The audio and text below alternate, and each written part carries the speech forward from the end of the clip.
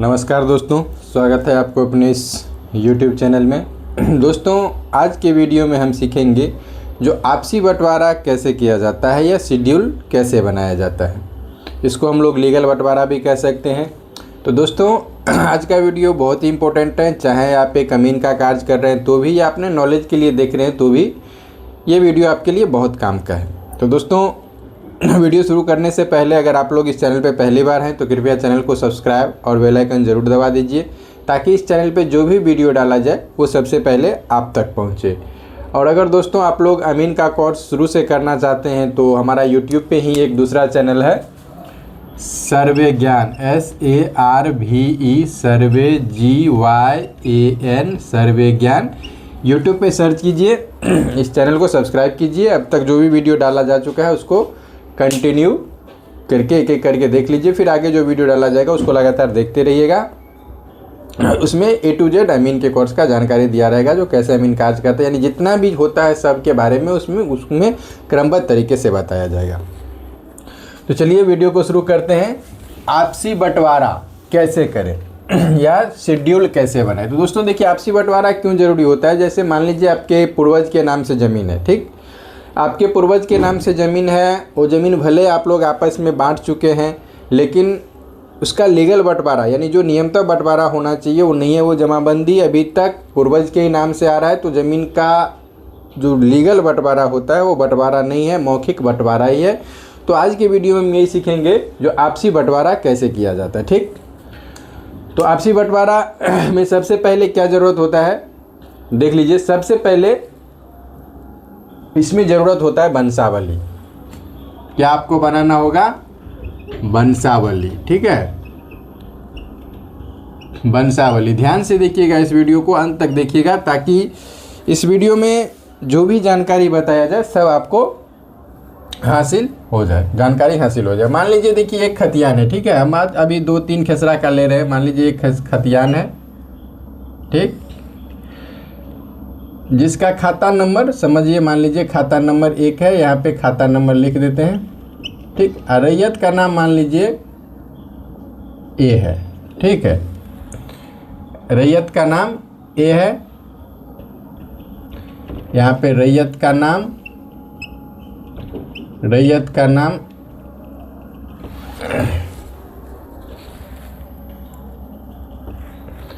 सबसे पहला कॉलम मान लीजिए रैयत का नाम है A, रैयत का नाम A है, ठीक है। ये खेसरा हो गया। तो मान लीजिए इसमें 3 खेसरा है, एक है 120, एक है 140, एक है 160, एक मान लीजिए 161 है, ठीक।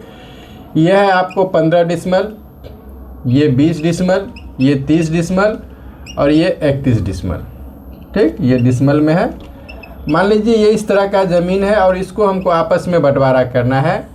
तो कैसे करें, इसी में हम इसी वीडियो के लास्ट में हम ये भी बताएंगे। जो मान लीजिए यहाँ पे रैयत का नाम A दिया हुआ है और नीचे कुछ कोई और होगा, उसका अंश अगर दिया रहेगा 2 अंश, 3 अंश, 4 अंश, तो इस आधार पे हम कैसे बंटवारा करेंगे ये सब चीज़ आज हम डिटेल से जानेंगे। तो समझिए, मान लीजिए अब पहले वंशावली हम कैसे बनाएंगे ये जान लीजिए।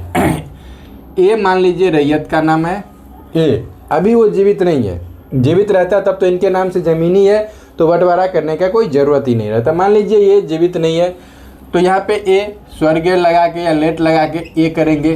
अब इसका कितना लड़का हुआ, ठीक है, मान लीजिए इसका 3 लड़का हुआ, ठीक, इसका 3 लड़का है B C D, ठीक है। ध्यान से समझिए इस बात को, वंशावली कैसे बनाया जाता है इसको ध्यान से समझिए। A के नाम से खतियान है, अब A का 3 लड़का हुआ B C D, ठीक। अब इसमें मान लीजिए B जीवित है और C D जीवित नहीं है, तो अब ये इनके आगे लेट लग गया। अब इनका 2 लड़का हुआ, ठीक है, इनका 2 लड़का हुआ E और F, ठीक है, और ये अभी जीवित हैं। तो ये जो जहाँ पे जीवित मिला हमको वहाँ पे आके हम छोड़ दिए, उसको आगे नहीं बढ़ाना है। और ये C डेट कर गए हैं, तो C का 2 लड़का हुआ E और F। इस तरह से हम यहाँ पे वंशावली बनाएंगे। इस वंशावली को आप कोई भी जनप्रतिनिधि से अटेस्टेड करा के इसको कंफर्म कर सकते हैं। तो अब हमारा वंशावली जो हुआ बन के तैयार, वहाँ पे इस तरह से हो गया, ठीक है। ये हो गया B ये हो गया सी, ये हो गया डी। ठीक है, ये दोनों जीवित है, ये डेड कर चुके हैं, तो इनका 2 लड़का हुआ, ये हुआ ई एफ। ठीक, तो ये पहला प्रोसेस हो गया वंशावली का। ठीक है, अब इसको देखिए आपस में बंटवारा कैसे करेंगे, चौहद्दी निर्धारित कैसे करेंगे, इस विषय में हम देखते हैं जिसको इस ज़मीन का बंटवारा कैसे करेंगे, कैसे हम शेड्यूल बनाएंगे। ठीक, तो देखिए सबसे पहले खेसरा नंबर 120 है। ठीक है, खेसरा नंबर 120 है, तो ये हो गया आपका खेसरा नंबर 120 नया, ये नया समझिए। इसका जो पुराना नंबर होगा वो भी आप लोग चेक जरूर कर लीजिएगा, जो इसका पुराना खेसरा नंबर कौन सा है। ठीक, उसके बाद अगर पुराना डॉक्यूमेंट है तो ये चेक कर लेना जरूरी है, जो जितना हमारा पुराना से अंश बन रहा है, जितना हमारा पुराना से हिस्सा बन रहा है उतना नया है कि नहीं है। ठीक है, तो अब देखिए इसको हमको क्या करना है, 120 और रकबा इसका कितना है 15 डिसमल। अब यहाँ पे एक चीज़ और समझ लीजिए, जो ये रकबा खतियान का दिया हुआ है 15 डिसमल। ठीक है, ये कोई ज़रूरी नहीं है जो एक्चुअल में रकबा होगा, जो प्लॉट नक्शा पे रकबा होगा वो 15 डिसमल ही होगा। वो ज़्यादा भी होगा, कम भी होगा, कम भी हो सकता है, ज़्यादा भी हो सकता है। ठीक है, तो अगर मान लीजिए प्लॉट बंदी बंटवारा है, अगर प्लॉट ले रहे हैं, इस प्लॉट मान लीजिए 15 डिसमल है, ये 20 डिसमल है, ये 30 डिसमल है, ये 31 डिसमल है, अगर प्लॉट सब हर प्लॉट में हर आदमी हिस्सा ले रहे हैं, तब तो आप अगर देखिए ज़्यादा है तो 15 डिसमल को 3 पार्ट, जितना बंटवारा हुआ उतना पार्ट कर दीजिएगा, बराबर हो जाएगा। लेकिन अगर कहीं बाय द वे खतियान कम है और नक्शा ज़्यादा बना है तो आपको दिक्कत हो जाएगा। इसके लिए क्या कीजिए, जो भी खेसरा है उसका नया पुराना खेसरा जरूर चेक कर लीजिए, उसका रकबा कैसे कितना हो रहा है, जो 15 डिसमल हो रहा है या ज़्यादा हो रहा है। ठीक है, अब देखिए इस 15 डिसमल को हमको बांटना कैसे है। तो सबसे पहले रफ शेड्यूल में इस तरह से रफ शेड्यूल में बनाया जाता है। कैसे, तो सबसे पहले हम प्लॉट पे ही, जगह पे ही बांट के दिखा देते हैं। ठीक है, अब देखिए ये एक प्लॉट है, ये एक प्लॉट है। ठीक है, ये प्लॉट कौन सा हुआ, मान लीजिए खेसरा नंबर 120 है, रकबा है 15 डिसमल। अब 15 डिसमल को हमको सब में बांटना है इस तरह से। तो 15 डिसमल में सबसे पहले क्या होगा, प्लॉट 3 पार्ट होगा। ठीक है, 15 डिसमल में क्या होगा, प्लॉट पहले 3 पार्ट होगा। ध्यान से समझिए इस बात को, इस वीडियो में बहुत कुछ समझाया जाएगा। तो 15 डिसमल में पहले 3 पार्ट होगा। तो सबसे पहले इसको प्लॉट को क्या होगा, इस तरह से बट भैया, तो पूरा पश्चिम एक हिस्सा बीच में या उत्तर दक्षिण होगा। तो इस प्लॉट को जो भी हो पहले इस प्लॉट के हिसाब से होगा, जो एक हिस्सा पूरब, एक हिस्सा पश्चिम, एक हिस्सा बीच में। ठीक है, ये हो गया। अब मान लीजिए इस प्लॉट का जो सबसे पहले चौहद्दी लिखिएगा, तो मान लीजिए इसका चौहद्दी पूरब में है टी, उत्तर में है टी, दक्षिण में है एल, पूरब में है एम और पश्चिम में है एन। देखिए हम किसी का नाम यहाँ पे नहीं यूज करें, क्योंकि नाम किसी का व्यक्तिगत जानकारी हो सकता है, तो इसलिए यूट्यूब का जो गाइडलाइन है उसके उल्लंघन हो जाता है। तो इसके लिए हम एक वर्ड ले रहे हैं TMLN। इस प्लॉट का चौहद्दी हो गया, यानी पूरा प्लॉट का चौहद्दी जो होगा, उत्तर में होगा टी, दक्षिण में होगा एल, पूरब में होगा एम और पश्चिम में होगा एन। ठीक है, इस चीज़ को ध्यान में रखिए। अब क्या है, जो सब मान लीजिए BCD 3 पार्ट में बटा है, तो समझिए ये प्लॉट हो गया, ये मान लीजिए ये B का हो गया, ये C का हो गया, ये D का हो गया। ठीक, BCD, तो यहाँ पे B का रकबा हो गया कितना, 5 डिसमल, C का भी 5 डिसमल और D का भी 5 डिसमल। तीनों 15-15 डिसमल है, तीनों का 15-15 डिसमल हो गया ज़मीन। अब अगर ये दोनों आपस में एक जगह है तो ठीक है, नहीं अगर इसको बंटवारा करना है तो भाई इसको भी क्या कीजिए, कुल रकबा है 5 डिसमल है, इसको बीच से इसको भी दे दीजिए। तो ये हो गया E का और ये हो गया F का, ये हो गया 2.5 डिसमल, ये हो गया 2.5 डिसमल। ठीक, अब इस तरह से आप प्लॉट का मान लीजिए, इसमें हमको F का जो चौहद्दी लिखना होगा, इस F का जो शेड्यूल बनेगा वो क्या बनेगा, जैसे मान लीजिए जिसका है नया खाता, सबसे पहले लिखाता है नया खाता नंबर, शेड्यूल नंबर जो भी हो 1 2 3, ये कम से कम बड़ा ये है तो 1 2, ये 2 नंबर में लिखाएगा। ठीक है, खाता नंबर हो गया, मान लीजिए इसका 1 है। पुराना खेसरा जो होगा वो दे दीजिएगा, पुराना खेसरा। उसके बाद नया खेसरा कितना है, नया खेसरा नंबर है इसका 120 और रकबा इसका कितना हो गया, रकबा हो गया 2.5 डिसमल, ठीक है। और अगर इसको हमको कट्ठा धूर में भी लिखना है तो देखिए जहाँ पे 8.5 6.5 हाथ का लगी चल रहा है वहाँ पे डिसमल गुने 4.587 कर दीजिएगा तो धूर में बदल जाएगा। धूर से कट्ठा में बदलना आसान होता है क्योंकि 20 धूर का 1 कट्ठा होता है। ध्यान रखिएगा अगर कट्ठा धूर में भी लिखना हो तो डिसमल गुने 4.587 डिसमल गुने 4.587 कर दीजिएगा तो धूर में निकल जाएगा। ये 6.5 हाथ के लगी से मान्य है, 6.5 हाथ के लगी के आधार पे हम बता रहे हैं। और आपके इधर जितने हाथ का लगी होगा उसके हिसाब से काम चला लीजिएगा जोड़ लीजिएगा, ठीक। तो इसका चौहद्दी क्या हो जाएगा, हम किसका लिखे हैं, एफ का। तो एफ का चौहद्दी देखिए उत्तर में इसका क्या लिख जाएगा, एफ का उत्तर ये प्लॉट हो गया इनका हिस्सेदार ही, तो एफ के उत्तर में हो गया ई, दक्षिण में है एल तो दक्षिण में हो गया एल, फिर पूरब में है ये बी इनका हिस्सेदार तो पूरब में है बी और पश्चिम में है डी। तो इस तरह से सबका हिस्सेदारी जितना जितना है उतना उतना कर सकते हैं। अगर आप लोग को शेड्यूल फॉर्मेट लिखने में दिक्कत होगा तो व्हाट्सएप पे हमारा ये नंबर है, क्या समझिए 7764094842, इस नंबर पे व्हाट्सएप कीजिएगा, हम आपको शेड्यूल का फॉर्मेट भेज देंगे, वहाँ से आप लोग आराम से शेड्यूल लिख के बंटवारा कर सकते हैं, ठीक है। तो ये हो गया एक तरीका, ठीक। अब समझिए मान लीजिए इसमें हमको प्लॉट बंदी करना है, प्लॉट बंदी करना है तो कैसे होगा प्लॉट बंदी, तो देखिए सब में अलग अलग खसरा है, ठीक है 15 20 30, ठीक। अब मान लीजिए तीनों में प्लॉट बंदी हुआ है तो एक मान लीजिए बी को मिला है खसरा नंबर 120 रकबा 15 डिसमल, ठीक है। अब समझिए सी को मिला है, अभी हम इसको ज्वाइंट में ले रहे हैं, सी को मिला है 140 रकबा है 20 डिसमल और डी को मिला है प्लॉट बंदी में खसरा नंबर 160 और ज़मीन है 30 डिसमल, ठीक है। अब जो कम ज़्यादा है उसको हमको खसरा नंबर 161 में एडजस्ट करना है, ठीक है। तो इस हिसाब से देखिए कैसे होगा। अब सबसे पहले हम क्या करते हैं यहीं पे जोड़ लेते हैं जो ये टोटल रकबा कितना हो रहा है कुल रकबा कितना का हमको बंटवारा करना है, ये चीज़ यहीं पे हम जोड़ लेते हैं।